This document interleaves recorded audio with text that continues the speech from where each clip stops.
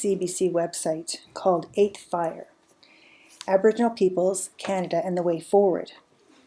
It draws from the Anishinaabe prophecy that declares now is the time for Aboriginal peoples and the settler community to come together and build the eighth fire of justice and harmony.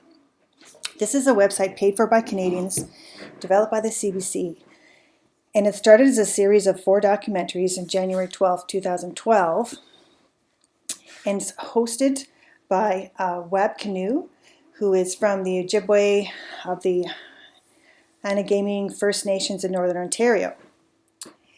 And here on the first page, you can see various mini documentaries that you can watch. And here you have, it outlines the 4-part mini documentary series, and it's actually quite good. Episode 1 is Indigenous Peoples in the City, and it's all about You know, we Aboriginal people thought we were getting a seat at the big table.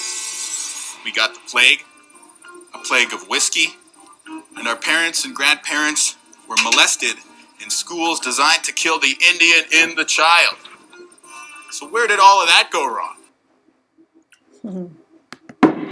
All right, well, we'll take advantage of the internet pausing for us there. So there are 4 episodes, starting with looking at Aboriginal people in the city, and then there's one called It's Time, and it talks about why there's a moral imperative to fix Canada's troubled 500-year relationship, and then looking at the land question, and then at the crossroads, and incorporates all kinds of modern day artists and musicians from the various Indigenous communities, and it's actually pretty riveting.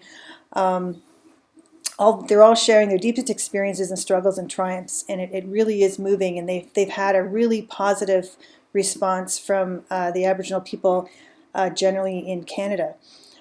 The cool thing about this website is that instead of students seeing all the negative aspects of that the media reports on about Aboriginal peoples, the poverty, the residential schools, murdered and missing children and women, suicides, this shows a very, very positive and progressive and healthy First Nations community.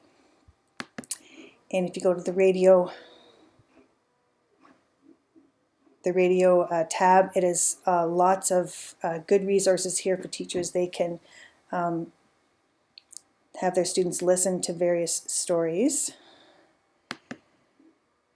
And this is an actual show called Dispatches. So they have various little mini documentaries here. And then here we have Aboriginal 101, which tries to dispel a lot of the stereotypes.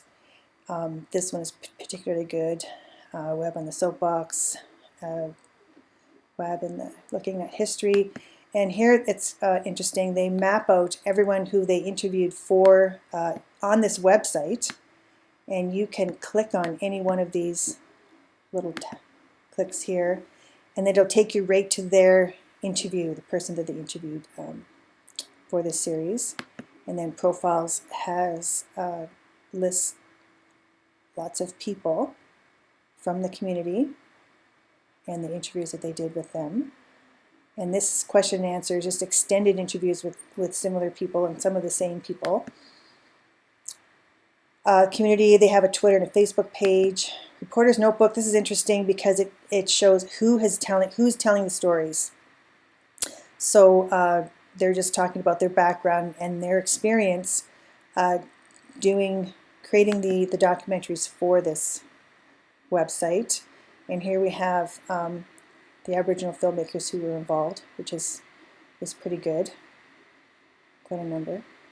And this is also an excellent resource, books. So suggested reading, both fiction and non-fiction. So this is pretty amazing. I actually did end up buying this series on iTunes, and going to show you, I don't know if it'll capture it or not.